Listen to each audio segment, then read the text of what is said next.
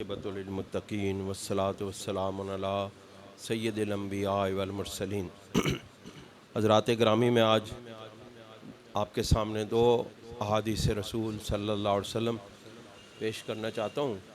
اور یہ مسجد کے بارے میں ہے۔ ابو حنیفہ قال سمعت عبداللہ ابن ابی اوفا، کہ حضرت امام اعظم ابو حنیفہ رحمۃ اللہ علیہ ارشاد فرماتے ہیں کہ میں نے حضرت عبداللہ ابن ابی اوفا رضی اللہ تعالیٰ عنہ سے سنا ہے، یعنی براہ راست صحابی رسول صلی اللہ علیہ وسلم سے یہ بات سنی ہے کہ یقول و سمیت و رسول اللہ صلی اللہ علیہ وسلم، وہ حضرت عبداللہ ابن ابی اوفا ارشاد فرماتے ہیں کہ میں نے رسول اللہ صلی اللہ علیہ وسلم سے یہ ارشاد سنا،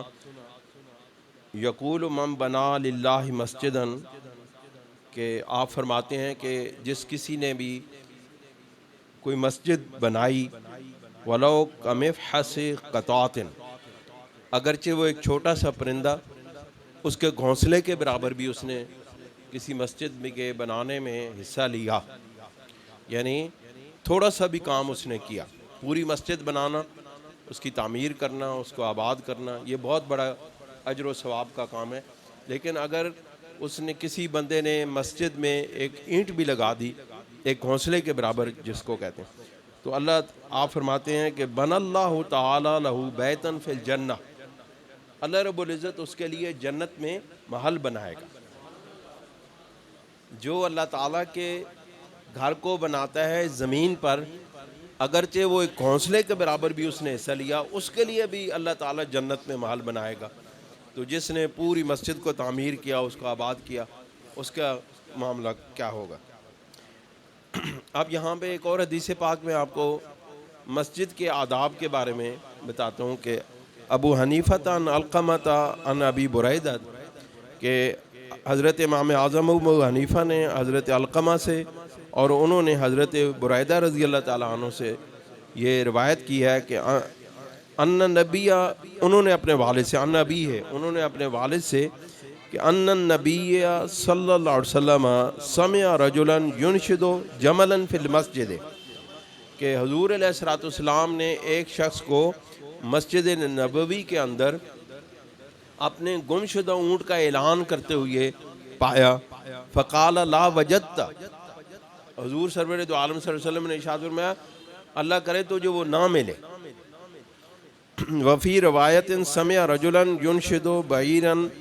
فقال لا وجدت، اور ایک روایت میں ہے کہ آپ علیہ الصلوۃ والسلام نے ایک شخص کو گم شدہ اونٹ کا اعلان کرتے ہوئے سنا مسجد کے اندر، تو آپ نے فرمایا لا وجدت، تجھے نہ ملے۔ ان ہذہ البیوت بنیت لما بنیت لہ، آپ نے فرمایا کہ یہ جو مسجد ہے، یہ جو گھر بنایا گیا ہے، یہ اعلان کے لیے نہیں ہے، بلکہ جس مقصد کے لیے بنایا گیا ہے یہ اسی مقصد کے لیے استعمال ہونا چاہیے۔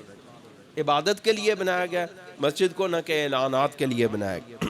یہ روایت، یہ معاملات جو ہیں آج کل شہروں میں تو بہت کم ہو گئے ہیں، اعلانات ہوتے ہیں، لیکن گاؤں میں یہ ابھی بھی رواج ہے کہ کسی کی بکری، کسی کا کوئی کٹا، کسی کا کوئی بھینس گم ہو جائے تو وہ مسجدوں میں آ کے اعلان کرتے ہیں سپیکروں پہ۔ یہ رسول اللہ صلی اللہ علیہ وسلم نے اسے منع فرمایا ہے۔ وفی روایت ان رجلا اطلع راسہ فی المسجد، کہ ایک روایت اور بھی ہے کہ ایک شخص نے مسجد کے اندر سر ڈال کے باہر کھڑا ہے، اور مسجد نبی صلی اللہ علیہ وسلم نے اس نے سر اندر کیا، فقال من دعا الی الجمل الاحمر، تو اس نے کہا کہ کسی شخص نے میرا اونٹ دیکھا ہے سرخ رنگ کا، فقال لہ صلی اللہ علیہ وسلم ما وجدت، کہ حضور علیہ الصلوۃ والسلام نے یہ سماعت فرمانے کے بعد ارشاد فرمایا اللہ کرے تجھے وہ نہ ملے۔ انما بنیت ھذہ المساجد لما بنیت لہ، کہ بے شک یہ مسجدیں اس مقصد کے لیے بنائی گئی ہیں،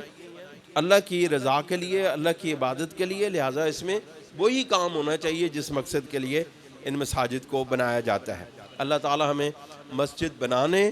اور مسجد کا احترام کرنے اور اس میں ذکر الہی کرنے اور اس میں عبادت کرنے کی توفیق عطا فرمائے۔ وآخر دعوانا ان الحمد للہ رب العالمین۔